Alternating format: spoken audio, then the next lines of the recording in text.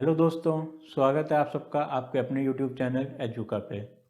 दोस्तों, आज हम पढ़ेंगे रेशियो, प्रपोर्शन एंड वेरिएबल्स के बारे में। इस टॉपिक में से देखा गया दोस्तों कि हर साल 2 से 4 क्वेश्चंस आ रहे हैं एसएससी में, कैट में और बाकी सभी कॉम्पिटिटिव और बैंकिंग रिलेटेड एग्जाम्स में।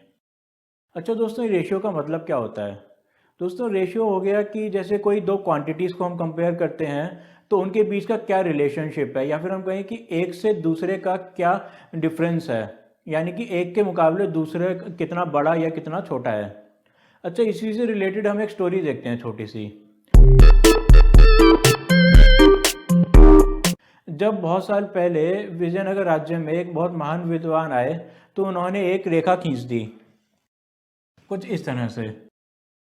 अब उन्होंने बोला कि इस रेखा को छोटा कीजिए बिना इसे छुए या फिर इसे छेड़े। तो सभी बहुत हैरान। आप भी सोचिए कैसे ये रेखा छोटी होएगी। तो ये काम उन्होंने वहाँ के राजा ने दिया तेनालीरामन को। तेनालीरामन जी वहाँ के सबसे होशियार व्यक्ति थे, ये सभी हम जानते हैं। तो वो 2 दिन तक सोचते रहे कि कैसे इसको छोटा करें। फिर वो दरबार में आते हैं और बहुत ही आराम से एक और रेखा खींच देते हैं। अब उन्हीं पंडित जी से पूछते हैं कि बताइए अब कौन सी रेखा छोटी है। तो पंडित जी कहते हैं कि जो रेखा मैंने खींची थी यही रेखा छोटी है। तो इसी तरह तेनालीरामन जी कहते हैं कि देखिए, मैंने ना इस रेखा को छुआ ना छेड़ा, बस मैंने इस रेखा को कंपेयर करने के लिए एक और बड़ी रेखा खींच दी और ये रेखा अपने आप ही छोटी लगने लगी। अच्छा, अब हम एक और काम करते हैं, एक नई रेखा बनाते हैं और मैं आपसे पूछता हूँ कि अब इन दोनों में से कौन सी रेखा बड़ी है। तो बिल्कुल आपका जवाब होना चाहिए यही रेखा बड़ी है। तो यही सारा खेल है रेशियो और प्रोपोर्शन का हमारा, कि जब दो चीज़ों को आपस में कंपेयर करते हैं तो एक नंबर जो दूसरे के सामने तो बहुत छोटा लग रहा है, तो पर उसके सामने कोई किसी और नंबर के सामने वो बहुत बड़ा भी लग सकता है। पर इसमें एक कंडीशन है। क्या कंडीशन है? कि आप अंगूर और केले को कंपेयर नहीं कर सकते हैं। आप जैसे कि अब अंगूर है, मान लीजिए अंगूर बहुत बढ़िया है, कोई 2 गुना अपने या फिर 4 गुना साइज का हो गया, पर वो बेचारा कितना भी बड़े हो जाए, इतने बड़े केले से तो आप उसका कंपेयर नहीं कर सकते हो ना। इसी तरह मतलब हमारा क्या है कि दो एक जैसी आइटम्स को ही या फिर क्वांटिटीज़ को ही आप कंपेयर करें, ये नहीं कि आप जो है किलोग्राम को किलोमीटर से कंपेयर करना शुरू कर दें। तो अच्छा, चलिए हम मैथमेटिक्स में लौटते हैं और कुछ इंपॉर्टेंट टर्म्स देखते हैं अपना रेशियो, प्रोपोर्शन एंड वेरिएबल से जुड़ा हुआ। सबसे पहले तो हम देखेंगे कंटिन्यूइंग रेशियोज क्या होती हैं ये। एकदम आप इसको ध्यान से सुनिएगा। Continuing ratio, A/B = C/D। हमें 4 नंबर दिए गए हैं जहां पर A/B = C/D, यानी कि इन दोनों को जब हम आपस में डिवाइड करते हैं तो वो रेशियो सेम होगा जितना C/D होगा। ठीक, अब हम इसी तरह आगे देखते हैं अगला रेशियो, कंपोनेंडो, डिविडेंडो, इन्वर्टेंडो। तो एक एक करके हम सभी रेशियोज को देखते जाएंगे।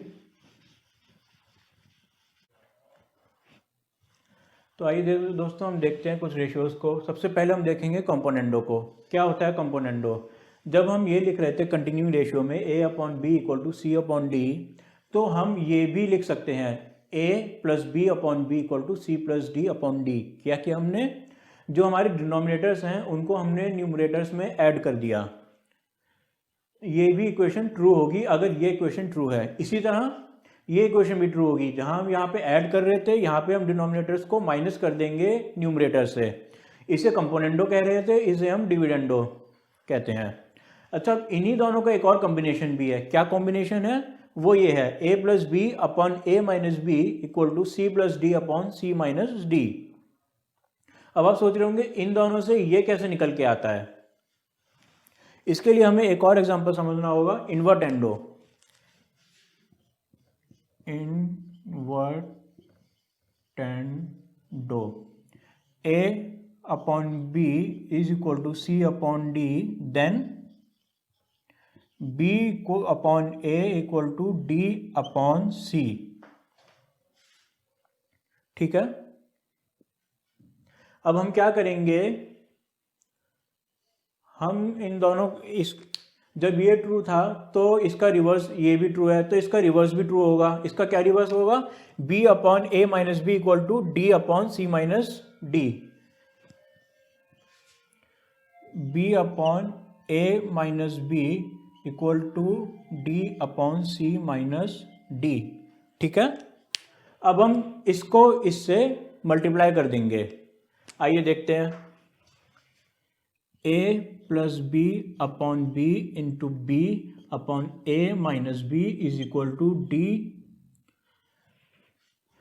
Plus c upon d into d upon d minus c. इधर b से b कट जाएगा, इधर d से d कट जाएगा, तो क्या आंसर आएगा हमारा? a plus B upon a minus B is equal to c plus D upon c minus D. तो ये कुछ चीजें हैं हमें जो हमें याद करनी है। इन सब के अलावा एक और छोटा सा हमें टर्म याद करना है, ऑल्टरेंडो, जो मैंने आपको अभी बताया कि एक तो ये हो गया रिवर्स हो रहा है, एक ये जो कि हमने इधर करा इन्वर्टेंडो, एक ऑल्टरेंडो होता है। उसमें क्या होगा, मैं इसको हटा के लिख देता हूं, ऑल्टरेंडो, ऑल्टरेंडो, सी और बी आपस में रिप्लेस हो जाएंगे इसमें, a upon C equal to B upon D. ये हमारा लास्ट रेशियो जो हमें आज समझना है। क्या किया हमने? b को उधर भेज दिया, c को हमने इधर भेज दिया। तो हमने क्या क्या पढ़ा? कंटिन्यूइंग रेशियो, कंपोनेंडो, डिविडेंडो, फिर कंपोनेंडो एंड डिविडेंडो, फिर हमने पढ़ा इन्वर्टेंडो, फिर हम पढ़ रहे हैं ऑल्टरेंडो। आइए अब हम देखते हैं कुछ दो और टर्म्स की तरफ। ये सब चीज़ें हमने अभी तक पढ़ी थी रेशियोज के लिए। अब हम दो टर्म्स पढ़ेंगे प्रोपोर्शन के लिए, और ये दोनों टर्म्स आपके आने वाले टॉपिक्स के लिए बहुत ज़्यादा इंपॉर्टेंट है। चाहे आप टाइम एंड वर्क करें या फिर पाइप्स एंड सिस्टर्स करेंगे हम, तो उन सभी जगह ये काम आएंगे। डायरेक्ट प्रोपोर्शन,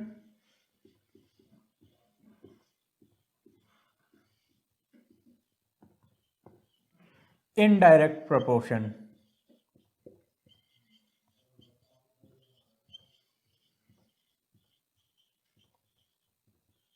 क्या होते हैं ये दोनों? डायरेक्ट प्रोपोर्शन में हम कह रहे हैं कि A is directly proportional to B।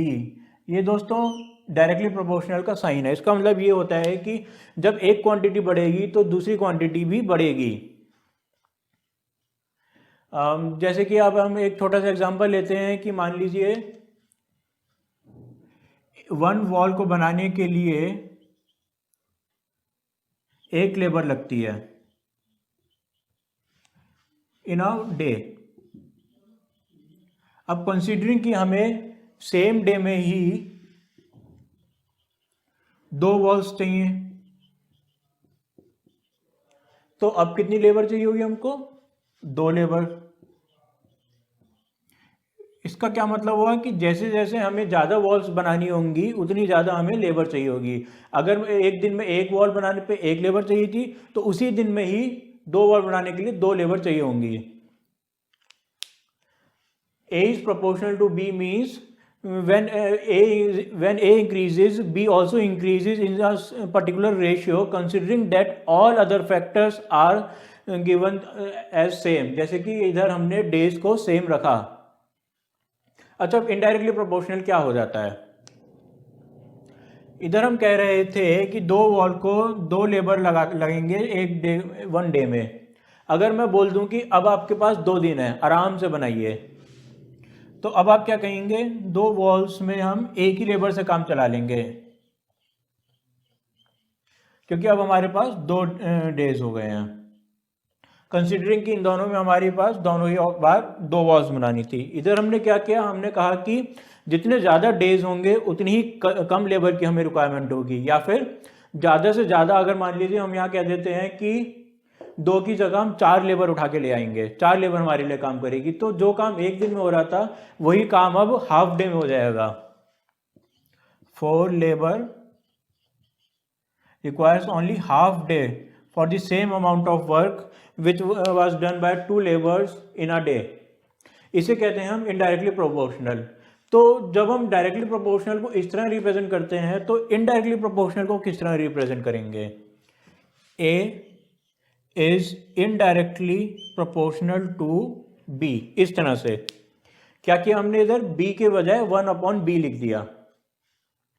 तो अब हम बढ़ेंगे क्वेश्चंस की तरफ। हमारे सारे कॉन्सेप्ट्स इधर क्लियर हो जाने चाहिए अभी तक। तो दोस्तों अब स्टार्ट करते हैं हम अपना ये पहला क्वेश्चन। इसमें क्या कह रहा है कि A, B, C, D, E और F 6 बंदे हैं और 6 की इनकम हमको नहीं है गिवन। गिवन क्या है हमको?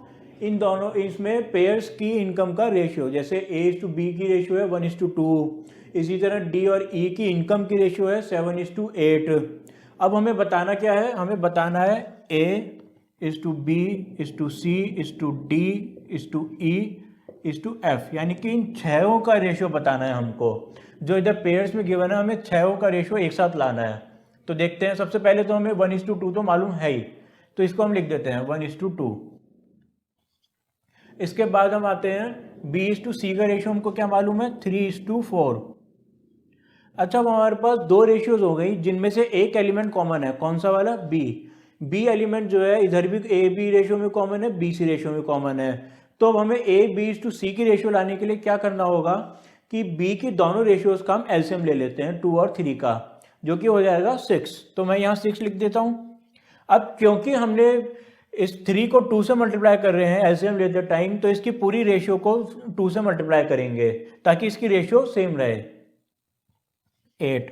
अब इधर हम 1:2 में क्योंकि 2 को 3 से मल्टीप्लाई कर रहे हैं तो 1 को भी 3 से मल्टीप्लाई करेंगे, 3। तो हमारी A/B/C की रेशियो आ गई 3, 6, 8। आइए अब हम आगे बढ़ते हैं। C/D, इसकी रेशियो क्या है? 5:6। उसी तरह से एलसीएम लेंगे हम 8 और 5 का, 40। अब हमने क्योंकि 5 को 8 से मल्टीप्लाई करा है तो 6 को भी 8 से मल्टीप्लाई करना होगा। इस तरह भी हम लिख सकते हैं इसको, 48। अब क्योंकि हमने 8 को 5 से मल्टीप्लाई किया था तो हमें इन तीनों को ही 5 से मल्टीप्लाई करना होगा, 30:15। चलिए अब हम नेक्स्ट रेशियो की तरफ बढ़ते हैं जो कि है D/E, 7:8। अगेन एलसीएम लेंगे 48 और 7 का, यानी कि 48 × 7 करेंगे। अब इसको जो टफ कैलकुलेशन लग रही है थोड़ा सा इजी कैसे कर सकते हैं हम? 4 × 12 × 7, 7 × 12 84 हमको मालूम है। 84 का डबल 168, इसका डबल 336, तो 336। अब क्योंकि यहाँ पर हमने 7 को 48 से मल्टीप्लाई करा है तो 8 को भी 48 से मल्टीप्लाई करना ही पड़ेगा ताकि हमारी रेशियो सेम रहे। कैसे करेंगे हम इसको मल्टीप्लाई? आइए देखते हैं। 4 × 12 × 8, इसको हम लिख सकते हैं 32 × 4 × 3, 32 × 4 यानी कि 64, 128 × 3 यानी कि 120 × 3 360 प्लस 8 × 3 24, 384। यहाँ हम लिख दिया। अच्छा, अब हमने 48 को 7 से मल्टीप्लाई किया था तो इस पूरे सभी रेशियोज को हमें 7 से ही मल्टीप्लाई करना होगा। 7 × 40 कितना हो गया हमारा? 280। 7 × 30 कितना हो गया? 210। इसी तरह 7 × 15 कितना हो गया हमारा? 105। अब हमारे पास लास्ट में क्या रेशियो बच गया? E/F, which is 9:10, 9:10। इसके लिए हमें क्या करना होगा? इन सबको 9 से मल्टीप्लाई करना होगा और इन दोनों को हमें 384 से मल्टीप्लाई करना होगा। अगर इन दोनों का HCF 1 है तो, या फिर कहें कि इन दोनों का LCM 384 × 9 ही आता है, दोनों में कोई सेम मल्टीपल नहीं है तो। पर हमें देख के पता चल रहा है कि 384 3 से डिवाइड होता है। कर देखें। 384 divide by 3 is equal to 128। यहाँ हमने किया ही था 128 × 3 384। इसका मतलब क्या होता है कि हमें इसको 384 से मल्टीप्लाई नहीं करना है और इसको 9 से नहीं करना है। हमें किससे करना है? इसको 128 से मल्टीप्लाई करना है और इस पूरे को 3 से मल्टीप्लाई करना है। तो करें स्टार्ट अपना मल्टीप्लिकेशन। सबसे पहले यहाँ पर आता है हमारा 315, फिर इसको हमने मल्टीप्लाई करा 630, फिर 280 इंटू 3 हो गया 840, फिर 336 को कैसे करना है मल्टीप्लाई 3 से। पहले तो 300 इंटू 3 900 प्लस 36 इंटू 3 108, यानी कि 1008 लिख दें इसको 1008 रेशियो। इधर अब आप चाहे 384 इंटू 3 कर लें या 9 इंटू 128 कर लें। मैं करना पसंद करूंगा 128 इंटू 9। क्यों? क्योंकि 1280 माइनस 128 सीधा लिख सकते हैं हम, यानी कि 128 इंटू 10 माइनस 128, जो कि बन जाता है 1152। तो यहाँ हम लिख देते हैं 1152। अब ये तो आसान है ही, 128 इंटू 10 1280। तो हमारा आंसर आ जाता है 315 ratio 630 ratio 840 ratio 1008 ratio 1152 ratio 1280। क्या रेशियो है ये? A/B/C/D/E/F की इनकम का रेशियो। तो इसी के साथ हमारा पहला क्वेश्चन हो गया सॉल्व। तो दोस्तों आगे अब हमारे सामने हमारा नेक्स्ट क्वेश्चन क्या बोलता है इसमें कि height of a tree is directly proportional to the square root of age of the tree। तो क्या बनता है वो? height is directly proportional to the square root of age of tree।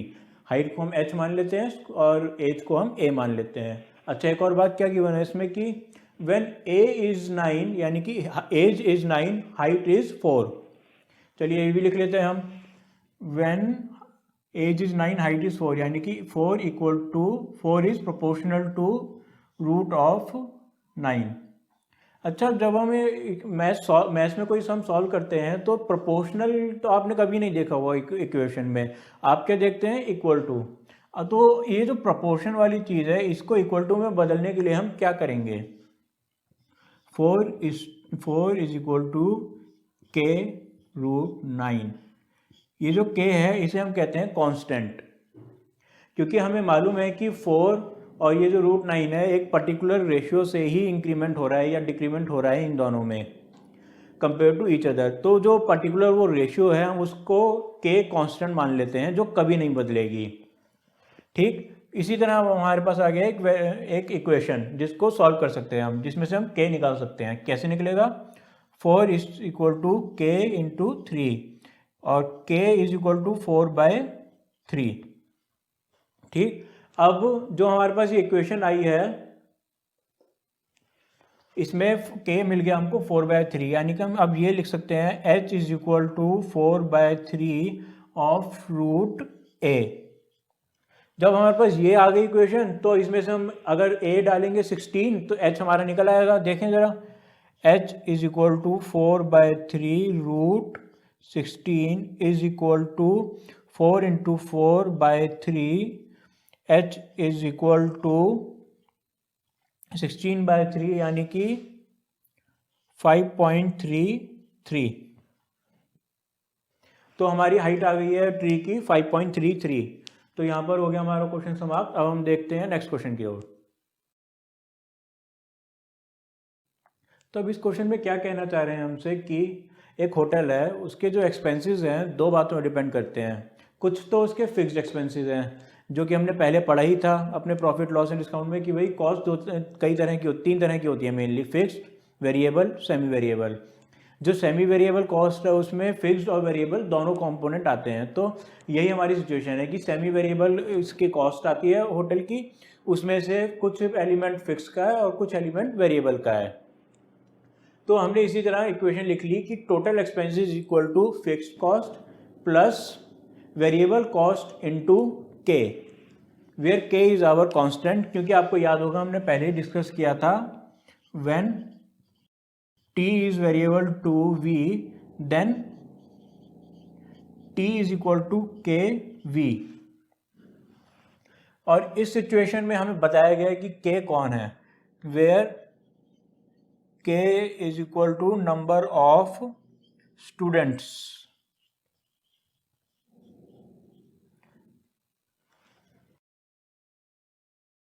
तो ये इतना हमारे समझ आ गया कि एक इक्वेशन हमें बन गई है जिसके अंदर 4 वेरिएबल्स हैं, टी, एफ, के, वी। तो देखते हैं अब क्या करते हैं इसे सॉल्व करने के लिए। हम सबसे पहले कोशिश करते हैं कम से कम करें हम अपने वेरिएबल्स। तो टी को जगह लिखते हैं हम 15,000। इधर गिवन है कि जब 20 बच्चे होते हैं, 20 स्टूडेंट्स आते हैं होटल में तो खर्चा आता है 15,000 का। जब 30 स्टूडेंट्स आते हैं तो खर्चा होता है 20,000 का। अब हमें निकालना है क्या है कि जब 40 स्टूडेंट्स आ गए होटल में तो टोटल खर्चा हमने कितना किया। तो यही लिखते हैं हम 15,000 is equal to F plus 20V। इसी तरह 20,000 is equal to F plus 30V। अगर हम इस इक्वेशन में से इसको माइनस कर देंगे तो 10V is equal to 5,000। V is equal to 500, यानी कि पर स्टूडेंट 500 रुपीज़ का वेरिएबल कॉस्ट होता है। अगर एक भी स्टूडेंट नहीं आएगा तो एक भी रुपये का कोई कॉस्ट नहीं आएगा, और जितने बच्चे आएंगे उसको 500 से मल्टीप्लाई करके हमारा वेरिएबल कॉस्ट निकलता रहेगा। ठीक है। अब इसी इक्वेशन को हम क्या करते हैं कि इस इक्वेशन को हम 3 से मल्टीप्लाई कर देते हैं और इसको हम 2 से, ताकि हमारे v के जो साथ में है ये वैल्यू सेम हो जाए और हम जो f अपना निकाल पाएँ। तो देखते हैं 45,000 is equal to 3f plus 60v। 40,000 is equal to 2f plus 60v। तो बड़ी इक्वेशन में से हम इस छोटी वाली इक्वेशन को माइनस कर देंगे तो हमारा क्या रिजल्ट आएगा, f यानी कि fix cost is equal to ₹5,000। तो जो ये हमारे पास वैल्यू थी t equal to F plus K V, इसमें से हमें क्या क्या पता चला है। हमें f पता चल गया जो कि है 5,000, तो यहां लिख देते हैं हम। दूसरी बात हमें क्या पता चली, k।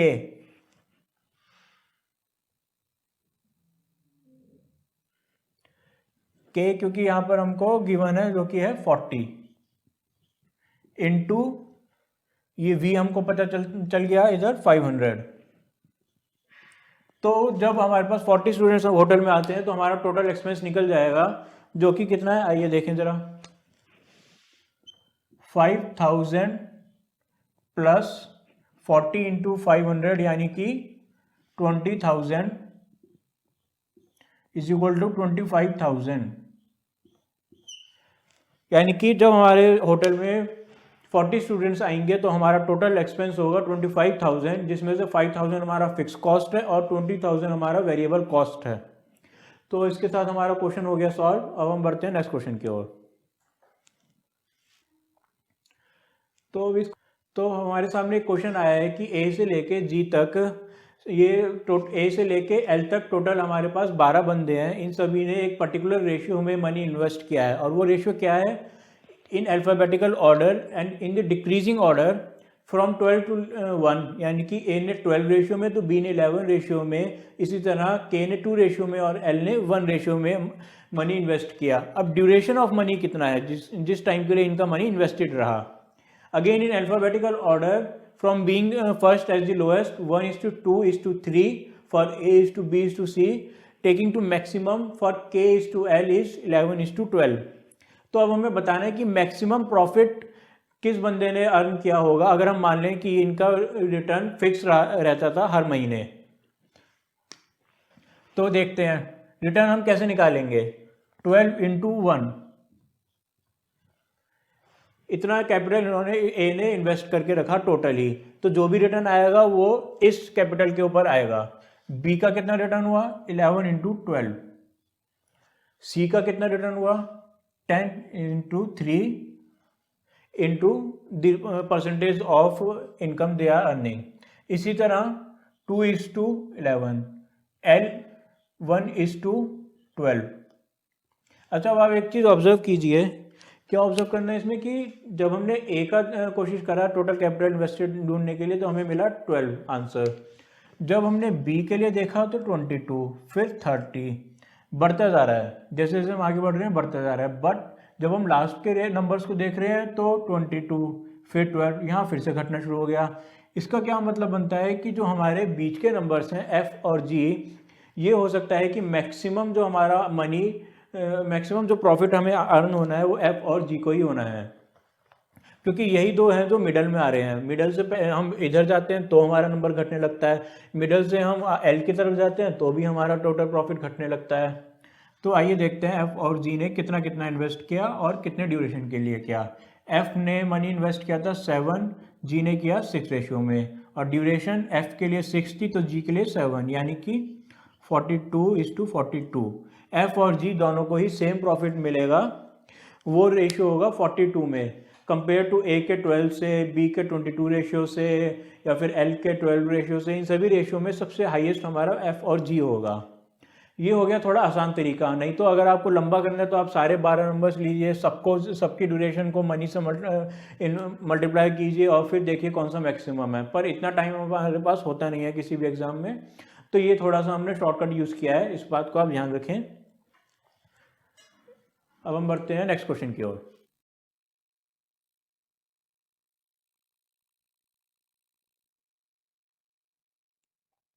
तो दोस्तों आइए देखते हैं हम अपना अगला क्वेश्चन। इसमें क्या कह रहा है कि दो कैट और ट्रेन, ये दोनों आपस में रेस लगा रहे हैं। अब रेस किस तरह की है कि ट्रेन तो अपना मस्त चल रही है डी पॉइंट से, किसी आर्बिट्रेरी पॉइंट से मान लेते हैं हम डी, वहाँ से ये टनल से गुजरेगी। टनल है एक ओपनिंग पॉइंट ए और इसका क्लोजिंग पॉइंट बी, पर कैट बीच में फंसी हुई है बेचारी। ये फंसी हुई है टनल के एकदम, टनल के बीच में। किस तरह कि ए से सी का डिस्टेंस, मान लीजिए कैट अभी सी पॉइंट पर है, इज रेशियो 3 इफ C:B का रेशियो इज 8, यानी कि 3:8 रेशियो है A to C ratio C to B का।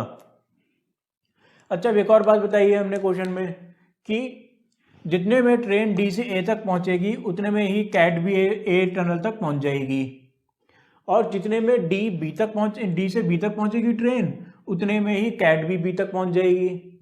यानी कि time taken by train from point D to A is equal to the time taken by cat from C to A, and time taken by train from D to B is equal to the time taken by cat from C to B. आइए देखते हैं distance, time क्या होता है, distance upon time. तो यानी कि हमें distance covered by train is D A upon speed of train मान लेते हैं T, is equal to distance covered by cat is equal to C, equal to 3x upon मान लेते हैं speed of cat is C, पहली equation. दूसरी equation में train कितना भाग रही है, D A plus 11x upon speed again वही टी, इधर कैट ने कितना भागा 8x अपॉन स्पीड अगेन सी। इसको थोड़ा सा सिंप्लीफाई कर देखते हैं हम। D A upon t plus 11x upon t is equal to 8x upon c. इधर हमें दिख रहा है डी ए बाई टी जो है, इधर हम जानते हैं कि 3x बाय सी के बराबर है, तो इसको हम इससे रिप्लेस कर देते हैं। कैसे करेंगे, 3x plus upon c plus 11x upon t is equal to 8x upon c. ठीक, अब 3x बाई सी और 8x बाई सी में x बाई सी कॉमन है, तो हम दोनों को एक ही साइड ले आते हैं इक्वेशन की। 11x by t is equal to 8x by c minus 5x by c, और इस सब पूरी इक्वेशन में x कॉमन है तो ये उड़ा देते हैं, यानी कि 11 by t is equal to 5 by c, यानी कि c by t is equal to 5 by 11। तो हमारा क्या रिजल्ट आया कि speed of car ratio to speed of train is ratio of 5:11। ये हो गया क्वेश्चन हमारा सॉल्व।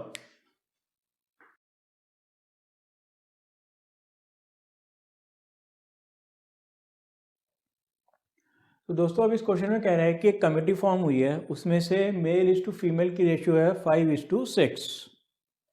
ठीक है, चलो अब नेक्स्ट ईयर वो कमेटी में मेंबर्स बढ़ जाते हैं। कितना बढ़ जाते हैं? जो मेल्स थे उनमें तो 12% का इंक्रीमेंट आ जाता है, जो फीमेल्स थे उनमें 10% का इंक्रीमेंट आ जाता है। तो अब हमें बताना है कि हमारी नई रेशियो क्या होगी। जब हमारी ओल्ड रेशियो है 5:6, तो इसी में ही हम थोड़ा इंक्रीमेंट कर देते हैं। आइए कैसे करेंगे increment. 5 into 1 plus 12% ratio 6 into 1 plus 10%, यानी कि 5 into 1 plus 12/100 is equal to 6, 1 plus 10/100, 5 into 112/100 ratio to 6 into 110/100। ठीक, अब अगर हम इधर थोड़ा सिंप्लीफाई करें तो 0 से 0 कट गया, और कुछ कटता है? हाँ, ये 6 3 और ये 10 का हो जाएगा 5, यानी कि इधर तो रेशियो आ गया हमारा 33:5। इधर भी कोशिश करते हैं हमारा जितना कट सके। पहले तो 5 से काटा हमने इसको, और इधर 2 से काटा, तो यहाँ रह गया 10, यहाँ आ गया 56। फर्दर 2 से कट रहे हैं तो यहाँ 5, यहाँ आ गया 28। तो यहाँ भी हम लिख देते हैं 28/5, 28/5 रेशियो 33/5। ठीक है, ये आ गया हमारा न्यू मेल्स एंड फीमेल्स का रेशियो। बट इन दोनों में जो डिनोमिनेटर 5 है, तो यानी कि हम दोनों में ही अपने डिनोमिनेटर को हटा सकते हैं, तो हटा देते हैं। तो हमारा टोटल मेल्स प्लस फीमेल्स का रेशियो आ जाता है 28/33। जो हमारा न्यू चेंज रेशियो है मेल्स एंड फीमेल्स का, वो रेशियो है 28:3 हमारी नई कमेटी के लिए। तो यहाँ पर हो गया हमारा क्वेश्चन सॉल्व। अब हमारे इस क्वेश्चन में क्या कह रहा है कि 3 वर्कर्स हैं P, Q और R। इन्हें कुछ पैसे मिले हैं, वो मिले हैं ₹234। तो जो इनका शॉप का ओनर है या इनकी फैक्ट्री का ओनर है, उसने इन तीनों में ₹234 दिए, पर बराबर नहीं दिए, एक पर्टिकुलर रेशियो में दिए हैं। और वो रेशियो क्या है कि P को जितना पैसा मिला उससे 4 टाइम्स अगर हम कर दें तो वो पैसा होगा बराबर कि Q को जितना पैसा मिला उसका 6 टाइम्स, यानी कि 4P = 6Q। और जो Q को पैसा मिला है उसका 6 टाइम्स कर दें अगर हम, तो वो बराबर होगा जितना पैसा R को मिला है उसका 3 टाइम्स। चलिए ठीक है, अब हम इधर क्या करेंगे कि हम कोशिश करेंगे कि इन तीनों में से ही कोई एक ही वेरिएबल बचे, ताकि हम PQR में से कोई 2 को रिप्लेस कर सकें उस एक वेरिएबल से ही। देखते हैं, सबसे पहले हमें मालूम है 2P = 3Q, क्योंकि 4P = 6Q को हम लिख सकते हैं 2P = 3Q। और दूसरी बात हमको मालूम है 2Q = R। तो सबसे सिंपल, सबसे पहले तो हम R को हटाने जा रहे हैं। P + Q + 2Q = 234। अच्छा, दूसरी बात हमको क्या मालूम है कि 2P = 3Q, यानी कि P = 3Q/2। तो मैं इसको इस तरह लिख ही सकता हूँ 3Q/2 + Q + 2Q = 234, यानी कि यहाँ पर हो गया 1.5Q + 3Q, यानी कि 4.5Q = 234। अब यहाँ पर Q = 234 इंटू 2/9। 4.5 था तो इसको मैंने 9/2 लिख दिया, और जब ये इधर गया तो 2/9 हो गया। कोशिश करते हैं 234 अगर 9 से डिवाइड होता है तो। अब हमें कैसे पता चलेगा कि 234 9 से डिवाइड होता है या नहीं होता है? सबसे पहले तो इस पता लगाते हैं 3 से डिवाइड होता है कि नहीं होता। अब देखते हैं, चलिए 2 + 3 + 4, यानी कि जो नंबर है उसके डिजिट्स को अगर हम आपस में ऐड करते हैं, 2 + 3 + 4 = 5 + 4 9। 3 से डिवाइड होता है, तो यानी कि ये नंबर 3 से डिवाइड होता है। अच्छा, अब एक और बात बताइए, क्या ये नंबर 9 से डिवाइड हो रहा है? बिल्कुल होता है। तो इसका मतलब ये नंबर हमारा डायरेक्टली 9 से डिवाइड हो जाएगा। ये एक शॉर्टकट था जिसको आप ध्यान में रखिएगा कि sum of digits of a number if divided by 3 or 9 or then the number itself is also divided by 3 or 9 respectively। तो पर हम इसको 9 से डिवाइड करने की जगह थोड़ा आसान काम करेंगे, 3 से 2 बार डिवाइड कर देते हैं। तो पहले हमने इसको 3 से डिवाइड किया तो आ जाता है हमारे पास 78, फिर इसको 3 से डिवाइड किया तो हमारे पास आ गया 26। तो यानी कि हमें पता चल गया कि Q की वैल्यू है हमारी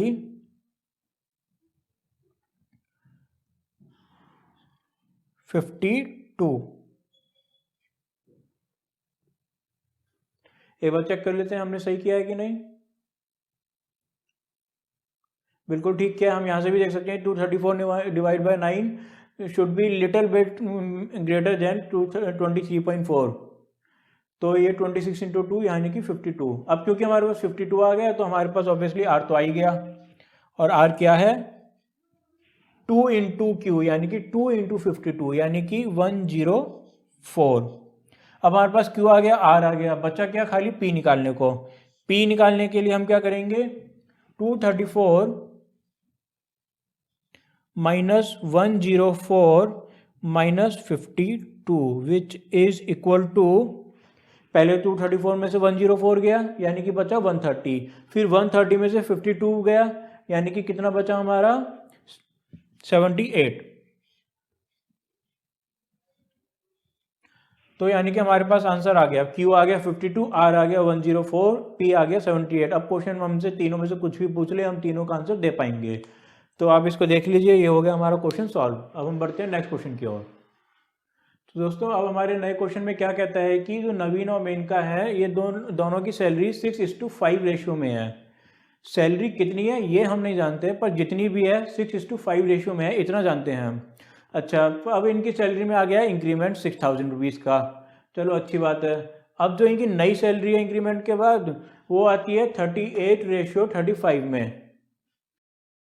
यानी कि अगर नवीन की सैलरी 38K है तो मेनका की सैलरी हो गई 35K। अब मान लेते हैं कि इनिशियली इनकी सैलरी थी 6x इक्वल टू 5x। अब इन दोनों में हमने बढ़ा दिया 6,000। 6x plus 6,000 is equal to 5x plus 6,000। जब रेशियो में हम दोनों तरफ सेम अमाउंट ऐड करते हैं तो फिर रेशियो तो चेंज हो जाता है, पर दोनों इक्वल टू जब लग रहा हो तो चेंज नहीं होएगा, इक्वेशन में चेंज नहीं आता है। अब रेशियो चेंज हो जाता है, जो ये हम जानते हैं क्या रेशियो है 38:35 यानी कि 38K equal to 35K।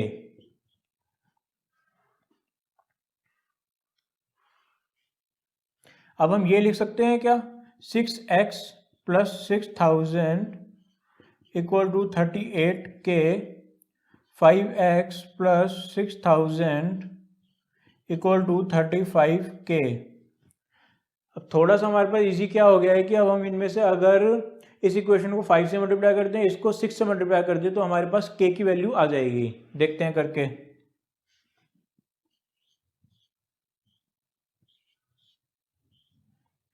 Thirty X plus 30,000 is equal to 190K। इधर इसी तरह 30x plus 36,000 is equal to 35 into 6 यानी कि 70 इंटू 3 यानी कि 210K। अब इस इक्वेशन में से हम इस इक्वेशन को माइनस कर देंगे तो क्या आएगा हमारे पास रिजल्ट 6,000 इक्वल टू 20K। तो K इज इक्वल टू 300। यानी कि अब हमें नवीन और मेनका की नई सैलरी के बारे में जो पता चल रहा है वो ये कि इनकी नई सैलरी थी 38 इंटू 300 रेशियो 35 इंटू 300। तो कर देते हैं मल्टीप्लाई हम इसी को ही। 38 इंटू 3 हम कैसे करेंगे 19 इंटू 2 इंटू 300। 19 इंटू 3 हो गया हमारा 57, 57 इंटू टी होता है 114, 11400 रेशियो 35 इंटू 3 हो गया हमारा 10500। तो अब हमें इधर हम रेशियो हटा देते हैं क्योंकि अब हमें इनका कांस्टेंट के मालूम है तो हमें रेशियो की जरूरत नहीं पड़ेगी। रेशियो जब तक ही लगाया जाता है जब तक हमें इनका कांस्टेंट मालूम ना हो। अच्छा, अब हमें इनकी इंक्रीज सैलरी दोनों की मालूम है, तो हम जो इनकी पुरानी सैलरी थी वो भी निकाल सकते हैं। कैसे? दोनों में से बस 6000 माइनस करना है। तो इनकी नई सैलरी आ जाती है 5400 फॉर नवीन, और मेनका की नई सैलरी हो जाएगी 4500। तो ये क्वेश्चन भी हो गया हमारा सॉल्व, इसको देख लीजिए अच्छे से।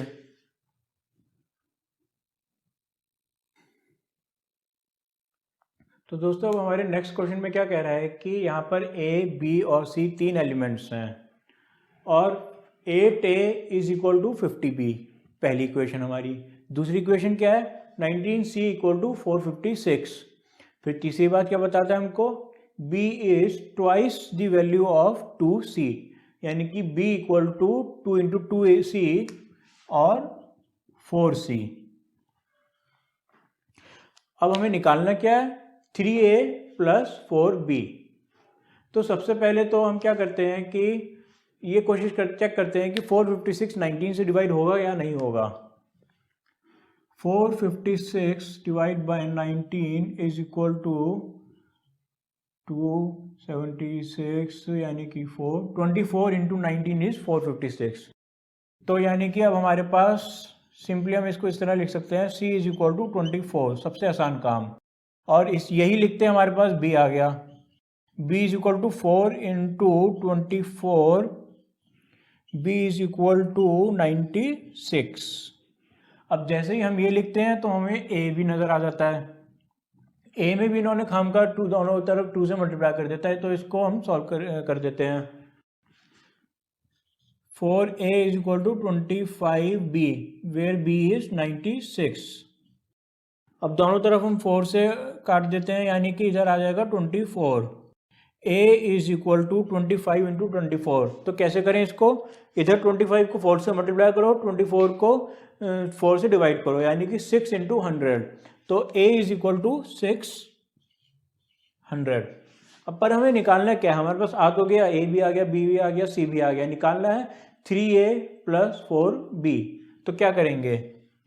3 into 600 plus 4 into 96, which is equal to 600 plus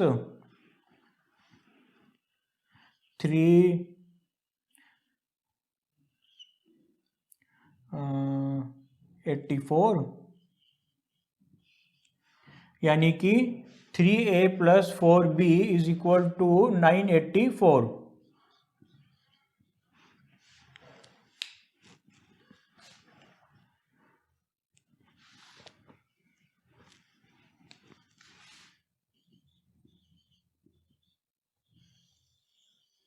ये आ गया हमारा आंसर।